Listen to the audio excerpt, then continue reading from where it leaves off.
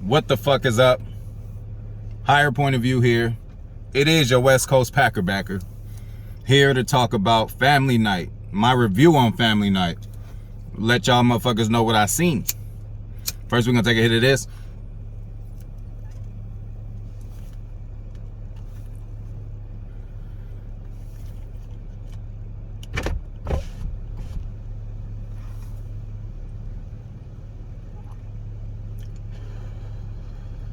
Family Night. First of all, Hall of Fame time. We're gonna give credit and respect to motherfucking Charles Woodson. Still at this time the only player to win the Heisman Trophy on the defensive side of the ball. Nobody's ever did it. That's amazing still, and it still stands to this day. He also won the defensive MVP. We all know that.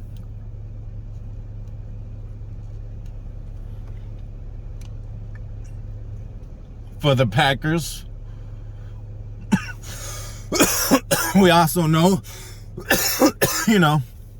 he spent the first half of his career with the Oakland Raiders, and it was said to, that when we got him, when the Packers got him, he was too old at that point, but I think he got better after that. And he's just one of those players, like, I might even give a list of my current players, but he's just a dream player that I just always liked that wasn't a Packer and actually became one. Julius Peppers is another one. Somebody I just admire from another organization so much that I wish they played for my team. Ain't that many people out there like that, but those were two of them. And just give Charles Woodson his flowers while he's here. That's why they're doing it. Hall of Fame, and big integral part in us getting that ring in 2010. He actually got hurt during the Super Bowl, didn't finish it, but I just think that was another extra emotional jolt that the team needed, because he gave a hell of a speech at halftime, and the boys knew he wasn't going to be able to go out. And don't like the way we let him go. Aaron Rodgers already told everybody that. But yeah, man, just kudos to Charles Woodson. One of the best of all time. He's probably the best corner I've seen, with my eyes. He's just incredible. Just look at his highlights.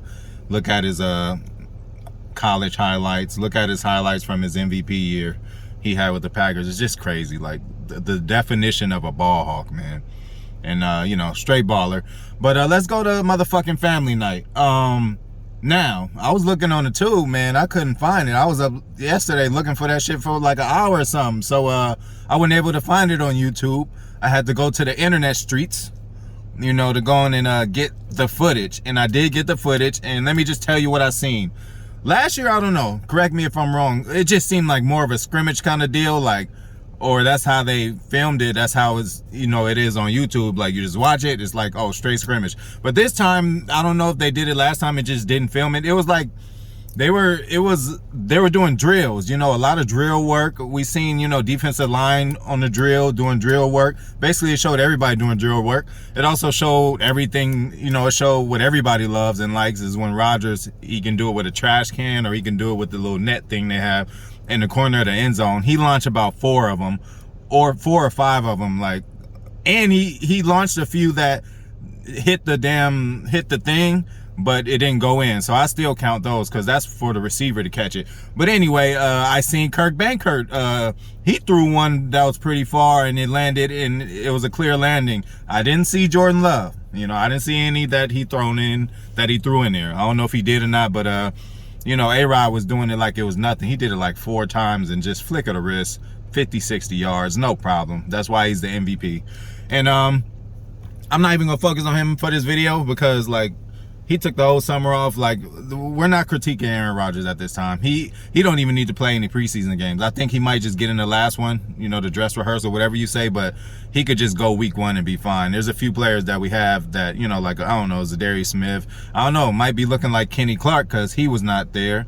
He was not at Family Night. But that means who? TJ Slayton got the start. First start of the year. No, for real. But yeah, man, it's just good that TJ he looked good in the drill work, by the way. It's so good he gets to get these reps and get them with the first team. So yeah, like I said, the drill work was good for him. Back and forth with the, what I seen him in the actual scrimmage like that. Also Where am I at? Where am I at? Where am I at? Let me take a hit while I'm thinking.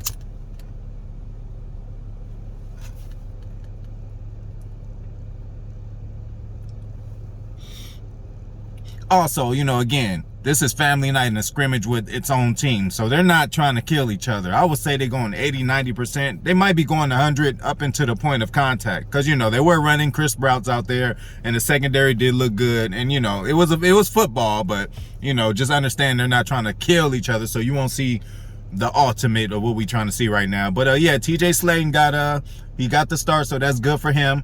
Let's I don't know. We're just going to hit some of the things I've seen. Now, Davante Adams, don't let that 99 get to your mind, you know. Don't let those contract talks that you've broken off with the Packers where you saying you want to be the highest paid receiver. Don't let none of that get to your mind, bro.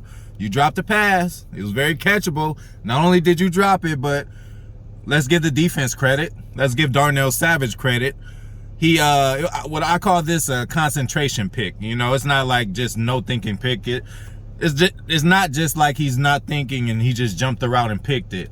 Davante, it hit his hands. Somehow he couldn't take a grip of it. And then it kind of popped up and flew up. And Darnell Savage showed really good defensive instincts. And he caught the ball, concentrated, and fell on the ground. That's a turnover, though, Davante.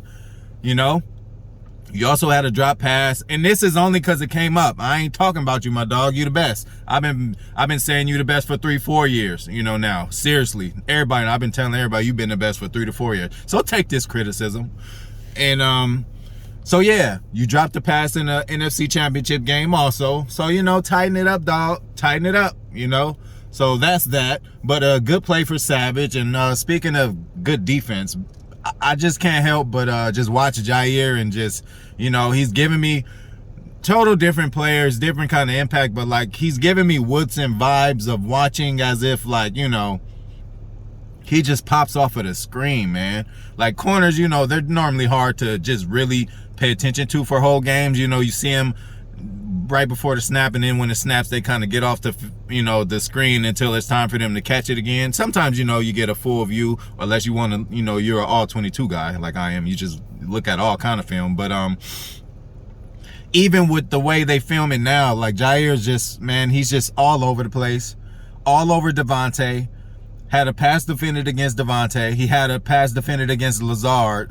So these it's not the rookies coming in and he's punking them. He's doing this to our top dog. So like, kudos to motherfucking Jair Alexander. You got all what you got coming to you, bro, because you're gonna be getting a contract pretty soon too. And just keep this shit up. Like I said, all I want to do is see you start, you know, grabbing the ball more and going after it, you know. But I might have to just do a video on him alone. But he's mastered the art of when the receiver catches the ball and like punching it out, or that final effort to get it out, that swipe, like he's mastered that shit. Like there are times where you think like, oh, that's a completion, and then the shit just pops out, and then you see him running doing this. Like that nigga is fucking awesome. Can't wait to see him this year.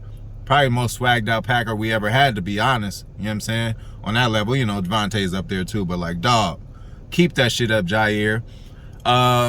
Chandon Sullivan made a play or two. You know, he's always around the ball, man. You know, try him if you want to. And I think this is going to be not a makeup year for him, but, you know, he fell off a little bit last year. I seen a few plays from him. Offensive side, I seen Devin Funchess. He's going to make the team, and he's going to make an impact. When he caught the ball a few times, like, he's just excited to just be where he is. It just looks like he's excited to be back. There was one time he caught the ball, and then, you know, the play stopped, but he just kept running for another like 40 yards just because he's just soaking it all in, man. It's the closest he had to a game in 2 years. He hasn't played for 2 years. So, you know, 2 years without seeing something and feeling it, and you now get a little bit of, you know, like the nigga was hyped up, and he made a few cool catches. Good to see that people are trusting him. The running backs, all amazing. Didn't see Aaron Jones much, but we don't need to see Aaron Jones much. He's at this point now is the vet, the captain of the running back, so you probably won't see him as much. But I'm going to be seriously honest. Number 27, Taylor's the last name, and he's a big dude, and he runs good. So I'm like, are we gonna have to carry 4 running backs? Because, you know, and again, about rosters, just because you carry 5 receivers last year don't mean this year you're gonna carry 5. They might want to carry 6 or 7 depending on the situation. So we normally carry 3 running backs all year last year. That's why I have it down to Aaron Jones, AJ Dillon, and Kylan Hill. But this 27, I don't know, man. We're gonna have to look at some more film on him, Taylor. But like, when you can't like not look at him when he runs the ball. It really caught my attention. He's a good runner of the ball. So we're gonna have to do more research on this nigga. What else we got, y'all?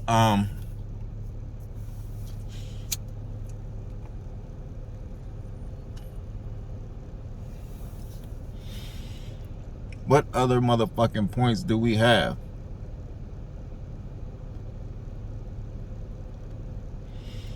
Motherfucker forgetting. But shit. I guess we went over enough. Just checking in with y'all, giving y'all my feelings on the family night and how it turned out. It turned out good. Oh, duh. How about we talk about the weather? This is important.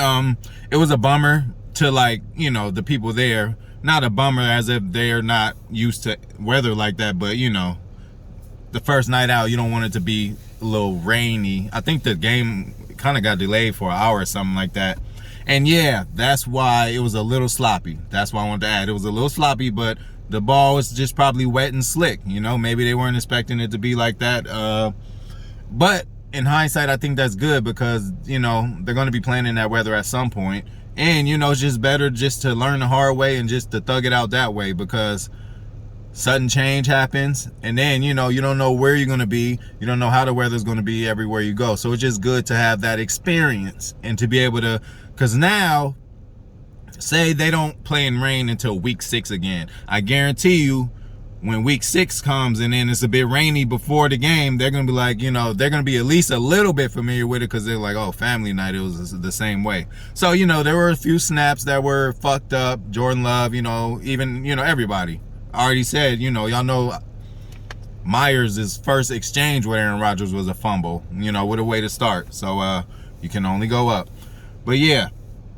It was a rainy day, so that I believe just took a little bit away from the excitement. You know, you're not as cheering as much, I guess, if it's just not the right weather, you know. And it was kind of unexpected. So, yeah, that's my assessment of it. But we're getting motherfucking closer. Now, it's really time to assess. Preseason's coming. We about to be all over it. We about to see who's going to make this team. We about to see who's going to make an impact on the team this year. And as far as family night, the most thing I'm happy about. Oh, another thing about 2 receivers that were not there, who I think are on the outside looking in as far as making a team. No Equinemius St. Brown and no Winfrey. They didn't show up. I mean, I don't know if it's an injury thing, but yeah, man, y'all need as many as reps as possible because Devin Funches look good. So, you know, he gonna be on the team. Adams, Cobb, Amari Rodgers, MVS, like, come on now. Y'all niggas is on the outside looking in. So get that shit together. But we're gonna end with that, and we're gonna end with this. Probably a little crumb left, but you know, we gotta finish it out. Until next time.